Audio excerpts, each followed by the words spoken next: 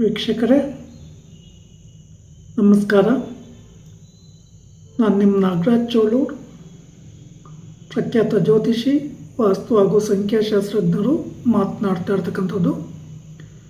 ವೀಕ್ಷಕರೇ, ಇವತ್ತಿನ ಸಂಚಿಕೆಯಲ್ಲಿ ಮೇಷರಾಶಿಯವರ ಸೆಪ್ಟೆಂಬರ್ ತಿಂಗಳ ಗೋಚಾರ ಫಲಾಫಲಗಳು ಮತ್ತು ಪರಿಹಾರಗಳ ಬಗ್ಗೆ ತಿಳಿಸ್ಕೊಡ್ತಾ ಇದೆ. ಮೇಷರಾಶಿಯವರು ಮೊದಲನೆಯದಾಗಿ ಸಾಡೆ ಸಾತಿ ಶನಿ ಭಗವಾನರ ಪ್ರಭಾವ ಇರೋದರಿಂದ ಈ ರಾಶಿಯವರು ತಪ್ಪದೆ ಶನಿ ದೋಷಕ್ಕೆ ಪರಿಹಾರಗಳನ್ನು ಮಾಡ್ಕೊಂಬೋದು ಭಾಳ ಉತ್ತಮ. ಏನೆಲ್ಲ ಪರಿಹಾರಗಳನ್ನು ಮಾಡ್ಕೋಬೋದು ಅಂತ ನೋಡೋದಾದರೆ, ಶನಿವಾರಗಳಂದು ಶನಿ ಭಗವಾನರ ದೇವಸ್ಥಾನಕ್ಕೆ ಬನ್ನಿ ಪತ್ರೆ, ಬಿಲ್ವ ಪತ್ರೆ, ಎಳ್ಳೆಣ್ಣೆ, ಎಳಬತ್ತಿ, ದೀಪ ಹಾಗೆ ಪೂಜಾ ಸಾಮಗ್ರಿಗಳೊಂದಿಗೆ ದೇವಸ್ಥಾನಕ್ಕೆ ಹೋಗಿ 8 ಸುತ್ತು ದೇವಸ್ಥಾನದ ಸುತ್ತ ಪ್ರದಕ್ಷಿಣೆಯನ್ನು ಹಾಕಬೇಕಾಗುತ್ತೆ. ಈ ಸಂದರ್ಭದಲ್ಲಿ ಓಂ ಶಂ ಶನೇಶ್ವರಾಯ ನಮಃ ಈ ಸ್ತೋತ್ರವನ್ನು ಜಪಿಸಿ, ಅನಂತರ ದೇವಸ್ಥಾನದ ಎದುರಲ್ಲಿ ಅಗ್ನಿಕುಂಡ ಇರ್ತದೆ ಅಥವಾ ಒಂದು ಬಣಲೆಯಲ್ಲಿ ಎಳಬತ್ತಿಯ ದೀಪವನ್ನು ಹಚ್ಚತಕ್ಕಂಥ ಕುಂಡ ಇರ್ತದೆ. ಅದರಲ್ಲಿ ಎಳಬತ್ತಿ ದೀಪವನ್ನು ಹಚ್ಚಿ ಪ್ರಾರ್ಥನೆ ಮಾಡ್ಕೊಳ್ಳಿ.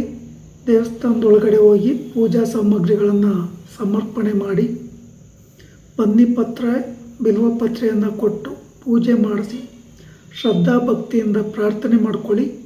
ದೇವಸ್ಥಾನದ ಪಕ್ಕದಲ್ಲಿ ಏನಾದರೂ ತೈಲಾಭಿಷೇಕ ಮಾಡ್ತಕ್ಕಂಥ ಶನಿ ಭಗವಾನರ ವಿಗ್ರಹ ಇದ್ದರೆ ನಿಮ್ಮ ಕೈಯಾರ ಅಭಿಷೇಕ ಮಾಡಿ ಅಥವಾ ಅಭಿಷೇಕವನ್ನು ಮಾಡಿಸೋದ್ರಿಂದಲೂ ಶುಭ ಫಲಗಳು ಬರ್ತದೆ.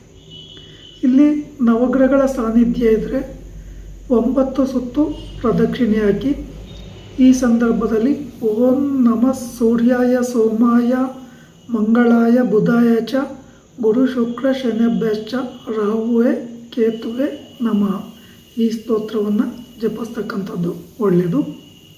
ಶನಿದೇವರ ದೇವಸ್ಥಾನದ ಸುತ್ತ 8 ಸುತ್ತು ಪ್ರದಕ್ಷಿಣೆ ಹಾಕುವಾಗ ಓಂ ಶಂ ಶನೇಶ್ವರಾಯ ನಮಃ ಈ ಮಂತ್ರವನ್ನು ಜಪಿಸಿ.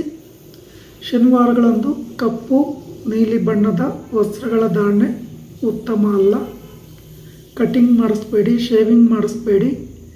ನಾನ್ ವೆಜ್ ತಿನ್ನೋದು, ಡ್ರಿಂಕ್ ಮಾಡೋದು ಒಳ್ಳೆಯದಲ್ಲ. ಅಸಹಾಯಕರು ಅಥವಾ ವೃದ್ಧರು ಕಂಡು ಬಂದರೆ ನಿಮ್ಮ ಕೈಲಾದಂಥ ಸಹಾಯ ಮಾಡ್ಬೋದು. 1 ರೂಪಾಯಿ ಆಗ್ಬೋದು, 5 ರೂಪಾಯಿ ಆಗ್ಬೋದು, ಅಥವಾ ಅವ್ರಿಗೆ ತಿಂಡಿ ಏನಾದರೂ ಕೊಡಿಸ್ತಕ್ಕಂಥದ್ದು, ಊಟ ಕೊಡಿಸ್ತಕ್ಕಂಥದ್ದು. ಇದರಿಂದ ನೆಗೆಟಿವಿಟಿ ಕಮ್ಮಿ ಆಗುತ್ತೆ. ಹಾಗೆ ಶನಿವಾರಗಳಂದು ಹೊಸ ವ್ಯಾಪಾರ ವ್ಯವಹಾರಗಳಿಗೆ ಉತ್ತಮವಾಗಿ ಇರೋದಿಲ್ಲ. ಈ ಶನಿ ದೋಷದ ಪ್ರಭಾವದಿಂದ ನಿಮ್ಮ ಕೆಲಸ ಕಾರ್ಯಗಳೆಲ್ಲ ಏರುಪೇರು ಉಂಟಾಗುತ್ತೆ. ಅಡ್ಡಿ ಆತಂಕಗಳು ಬರ್ತದೆ, ಅಪವಾದಗಳು ಬರ್ತದೆ, ನೆಗೆಟಿವಿಟಿ ಕ್ರಿಯೇಟ್ ಆಗುತ್ತೆ.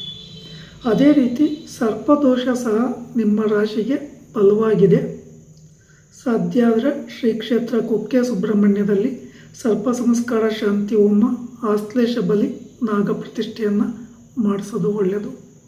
ಅಥವಾ ನಿಮ್ಮ ಸಮೀಪದಲ್ಲಿರುವ ಸುಬ್ರಹ್ಮಣ್ಯ ದೇವಸ್ಥಾನದಲ್ಲಿ ಮಂಗಳವಾರ, ಪಂಚಮಿ, ಷಷ್ಠಿ ತಿಥಿ ಇರುವ ದಿನ, ಆಶ್ಲೇಷ ನಕ್ಷತ್ರ ಇರ್ತಕ್ಕಂಥ ದಿನ ಅಥವಾ ಅಮಾವಾಸ್ಯೆ ಪೌರ್ಣಮಿಗಳೊಂದು ದೇವಸ್ಥಾನಗಳಲ್ಲಿ ಪೂಜೆ ಮಾಡಿಸ್ತಕ್ಕಂಥದ್ದು.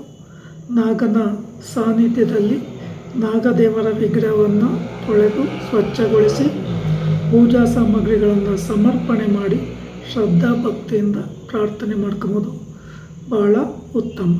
ಅಥವಾ ರಾಹುಕಾಲದಲ್ಲಿ ಮಂಗಳವಾರ, ಶುಕ್ರವಾರ, ಭಾನುವಾರ ರಾಹುಕಾಲದಲ್ಲಿ ದೇವಿ ದೇವಸ್ಥಾನಗಳಲ್ಲಿ ಕೆಂಪು ಹೂವು ಅರ್ಪಣೆ ಮಾಡಿ ಪೂಜೆ ಮಾಡಿಸೋದ್ರಿಂದಲೂ ನೆಗೆಟಿವಿಟಿ ಕಡಿಮೆ ಆಗ್ತದೆ. ಇಲ್ಲಿ ನಿಮ್ಮ ರಾಶಿಗೆ ವಿದ್ಯಾರ್ಥಿಗಳಿಗೂ ಸಹ ಗುರುಬಲ ಇಲ್ಲ. ಈ ರಾಶಿಯವ್ರಿಗೂ ಗುರುಬಲ ಇಲ್ಲ. ಗುರುವಾರಗಳಂದು ದತ್ತಾತ್ರೇಯರ ಸಾನ್ನಿಧ್ಯ ಅಥವಾ ವಿಷ್ಣುವಿನ ಮಂದಿರ, ಸಾಯಿಬಾಬಾ ದೇವಸ್ಥಾನ ಅಥವಾ ರಾಘವೇಂದ್ರ ಟೆಂಪಲ್ ಈ ದೇವಸ್ಥಾನಗಳಲ್ಲಿ ಹಳದಿ ಹೂವು ಅರ್ಪಣೆ ಮಾಡಿ ಪೂಜೆ ಮಾಡಿಸಿ. ದೇವಸ್ಥಾನದ ಹತ್ತಿರ ಅಶ್ವತ್ಥ ವೃಕ್ಷ ಇದ್ದರೆ ಅದಕ್ಕೆ 12 ಸುತ್ತು ಶ್ರದ್ಧಾಭಕ್ತಿಯಿಂದ ನಮಸ್ಕರಿಸಿ ಪ್ರದಕ್ಷಿಣೆ ಹಾಕೋದು ಉತ್ತಮ. ಈ ಸಂದರ್ಭದಲ್ಲಿ ಮೂಲತೋ ಬ್ರಹ್ಮರೂಪಾಯ, ಮಧ್ಯತೋ ವಿಷ್ಣುರೂಪಾಯ, ಅಗ್ರತೋ ಶಿವರೂಪಾಯ ವೃಕ್ಷರಾಜಯತೆ ನಮಃ ಈ ಸ್ತೋತ್ರವನ್ನು ಜಪಿಸಿ. ಎಲ್ಲ ವಿಚಾರಗಳಲ್ಲೂ ವ್ಯವಹಾರಗಳಲ್ಲೂ ಗಡಿಬಿಡಿಯ ನಿರ್ಧಾರಗಳನ್ನು ತೆಗೆದುಕೋಬೇಡಿ. ಹೊಸ ವ್ಯಾಪಾರ ವ್ಯವಹಾರಗಳಿಗೆ, ವಿವಾಹಾದಿ ಶುಭ ಕಾರ್ಯಗಳಿಗೆ, ಮನೆ ಕಟ್ಟೋದು, ಮನೆ ತಗೊತಕ್ಕಂಥದ್ದು ಇನ್ನಿತ್ಯಾದಿ ವಿಚಾರಗಳಿಗೆ ಸಮಯ ಉತ್ತಮವಾಗಿಲ್ಲ. ಸಾಧ್ಯ ಆದರೆ ದಿನನಿತ್ಯ 8 ಸಲ ಹನುಮಾನ್ ಚಾಲೀಸ್ ಪಾರಾಯಣ ಮಾಡೋದು ಭಾಳ ಉತ್ತಮ. ಮಾರುತಿ ದೇವರ ದೇವಸ್ಥಾನ, ಅಯ್ಯಪ್ಪ ಸ್ವಾಮಿ ದೇವಸ್ಥಾನ, ಮಹಾಕಾಳಿ ದೇವಸ್ಥಾನಗಳಲ್ಲಿ ಶನಿವಾರಗಳಂದು ಪೂಜೆ ಕೊಟ್ಟು ಶ್ರದ್ಧಾಭಕ್ತಿಯಿಂದ ಪ್ರಾರ್ಥನೆ ಮಾಡ್ಕೊತಕ್ಕಂಥದ್ದು ಭಾಳ ಉತ್ತಮ. ವೀಕ್ಷಕರೇ, ಈ ವಿಡಿಯೋ ಇಷ್ಟ ಆಯಿತು ಅಂದರೆ ಲೈಕ್ ಮಾಡಿ, ಶೇರ್ ಮಾಡಿ, ಫಾಲೋ ಮಾಡಿ, ಆ ಲೈಕನ್ನು ಒತ್ತಿ, ಬೆಲ್ಲೈಕನ್ ಒತ್ತಿ. ನಮಸ್ಕಾರ.